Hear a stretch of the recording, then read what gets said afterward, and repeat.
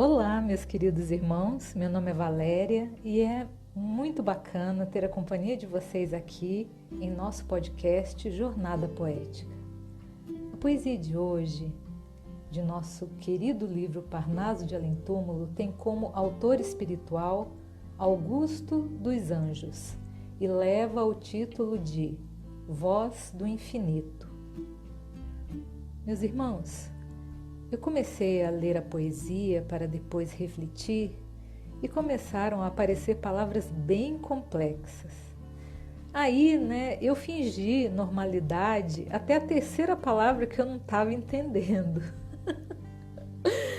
Depois não deu não, meus irmãos. Eu senti que a poesia iria carecer de um pequeno glossário, pois vai ser um tal de prodrômico, messalina, famulentos, esterquilínio, ignímovas.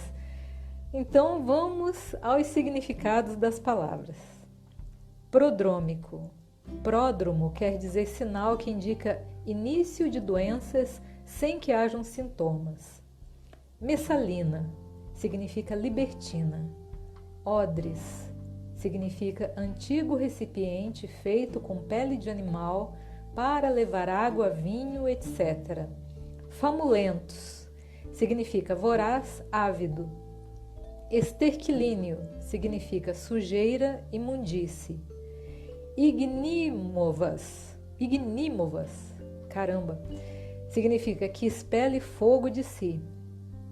Meus irmãos, Elias Barbosa comenta que uma característica marcante de Augusto dos Anjos é o seu decassilabismo exagerado e de explicitar os diversos estilos de decassílabos, que são o estilo heróico, sáfico e provençal. Eu poderia, meus irmãos, ficar aqui explicando o que é um verso alexandrino e aí depois explicar a diferença entre um estilo heróico, um estilo sáfico e depois destes o que seria um estilo provençal. Mas aí não seria um podcast espírita que trata da melhoria moral de todos nós. A minha jornada se une à jornada de vocês para que juntos nos melhoremos mais moralmente. Sou cuidada, meus irmãos, bem de perto por Nício para não me perder em teoremas, teorias, divagações que não venham a incrementar, melhorar o arcabouço moral de todos nós. Mas caso seja do interesse de vocês o aprofundamento no sentido estilístico, não tem nada de errado, meus irmãos, em ir depois lá no Google, pesquisar, conhecer e tudo mais. É que aqui no podcast o nosso olhar deve sempre ir além da forma. Meus irmãos, ontem me deu curiosidade de ler todas as poesias de Augusto dos Anjos contidas no livro. E eu li ontem tudinho. E olhe que não são poucas não, meus irmãos. E aí, eu li e fiquei admirada com uma coisa que percebi. A jornada das poesias de Augusto dos Anjos no livro, pelo menos na maneira em que elas foram ordenadas, segue a um despertar existencial, meus irmãos, com tudo que tem direito. Essa primeira poesia, vocês perceberão que é a situação espiritual de menor vibração que Augusto demonstrará. Com o passar das poesias, vocês verão que acontece a mesma coisa que aconteceu com o nosso queridíssimo Antero de Quental. Um sobe e desce danado em relação à vibração das reflexões, como que a mostrar o espírito dos poetas tentando alterar suas condutas mentais, por definitivo. É muito interessante. Nessa hora, Nício me disse que o nome do podcast não foi escolhido à toa, porque se tratava de uma jornada de autodescobrimento e pela qual o plano espiritual, sábio e bondoso, cedeu como oportunidade de trabalho a todos os poetas constantes no livro. Os poetas, doando através do trabalho, iriam se curar. Uns vieram e, através apenas de uma poesia, deram o seu recado com um nível já bem elevado. Outros, como Augusto dos Anjos e Antero de Quental, precisaram de mais tempo, mas todos eles saem melhores do que chegaram.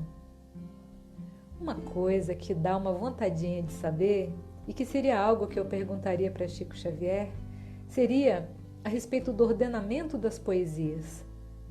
Se Chico confirmasse que a espiritualidade falou que as poesias deveriam ficar numa determinada ordem, ficaria confirmada essa fala de início, onde tanto quem lê do lado de cá na Terra, quanto quem escreveu a poesia do lado de lá no mundo espiritual, está em jornada de autodescobrimento. Não é porque Nício fala que eu acredito não, meus irmãos, e ele pede que eu seja desconfiada mesmo, para não cair no fanatismo, para não me perder em viver num mundo em que me interessam mais as curiosidades espirituais do que devidamente o ensino moral. Uma coisa que a gente observa na jornada dos poetas é que se trata de um trilhar de autodescobrimento em que serão resolvidos, assim, os problemas dos poetas, mas em parte, não serão resolvidos todos. Pelo que vi até agora, as jornadas se tratam da conscientização da vida após a morte, do desapego ao que passou e da esperança no porvir. Essa tem sido a temática comum na maioria das poesias. Parece que quando o espírito conseguia resolver esse pacote básico, por assim dizer, a espiritualidade achava por bem despedir o poeta do contato mediúnico do Chico para que outro pudesse se manifestar. Tem as poesias com dedicatória para Maria, Mãe de Jesus, repetidas vezes, as poesias a Francisco de Assis, mas enquanto o poeta está lá meio perdido em suas dores, as temáticas são claramente para purgar aqueles tipos de dúvidas da alma. Outra dúvida que eu tiraria com Chico seria se houve um ordenamento em que ele recebeu tudo de um poeta e depois passou para outro poeta e assim foi formando o livro, sabe? Porque nós sabemos, através de Divaldo Franco, que tem uma de suas obras, se não mais de uma, que devido à sua curiosidade em querer saber como que o enredo iria se desenrolar, né, que a espiritualidade simplesmente começou a passar a psicografia dos capítulos de forma aleatória. Então, ele não sabia o que ia acontecer, ele não acompanhava, entende? Ele não conseguia acompanhar, simplesmente ele ia escrevendo. Então o espírito passava lá o final do livro, depois passava o início, sabe? Para tirar aquela influência do médium. Então eu não sei, a respeito do Parnaso de Além Túmulo, se, por exemplo, vieram todas as obras de Augusto dos Anjos, depois todas de Antero de Quental. Isso seria também outra pergunta que eu iria fazer para Chico Xavier. Mas vamos continuar então. Vamos então à poesia de hoje, né, meus irmãos? Chama-se Voz do Infinito. Eu vou ler algumas estrofes, ok? No excêntrico labor das minhas normas, na terra muita vez consumia, perquirindo nas leis da biologia as expressões orgânicas das formas. Com o espírito absconso em paroxismos, no rubro incêndio de batalha acesa, via Deus, adstrito à natureza. Deus era a lei de eternos transformismos. Assim vivi, na presunção que via, dos cumes da ciência e do saber, os princípios genéricos do ser no pantanal da alma em que eu vivia. Vi, porém, a matéria apodrecer, e na individualidade indivisível ouvi a voz esplêndida e terrível da luz na luz etérica a dizer: louco que emerges de apodrecimentos, alma pobre, esquelético fantasma, que gastaste a energia do teu plasma em combates estéreis famulentos. Descansa agora, vibrião das ruínas, esquece o verme, as carnes, os estrumes, retempera-te em meio dos perfumes cantando à luz das amplidões divinas. Como vocês podem ver, se trata de um espírito com um arcabouço de conhecimento muito grande. Mas isso não o livrou de sentir o seu corpo apodrecendo. Imaginemos, meus irmãos, essa sensação, que terrível!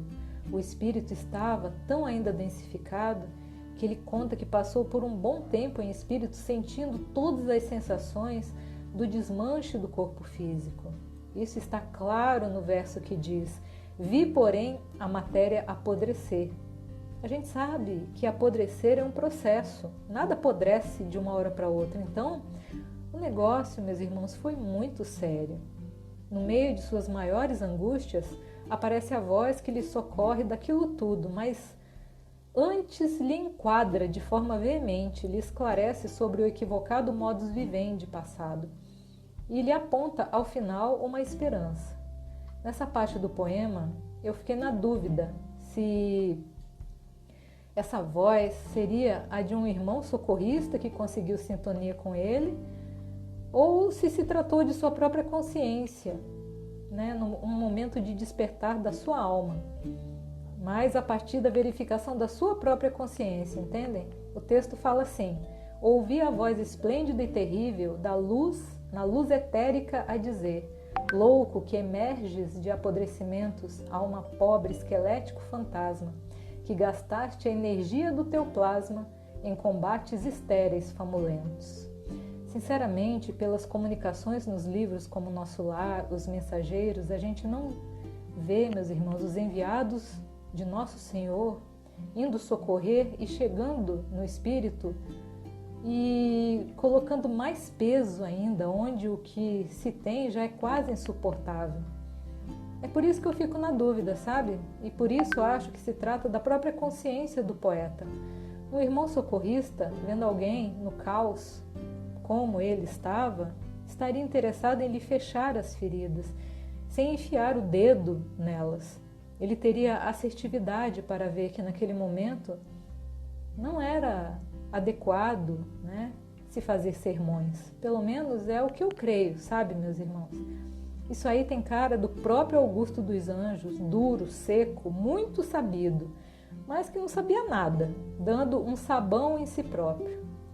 Enquanto eu lia a poesia, me lembrei das palavras de Jesus: assim como julgardes, sereis julgados. Foi a forma dura, mas verdadeira, sincera do seu processo de mudança de faixa vibracional no pós-morte.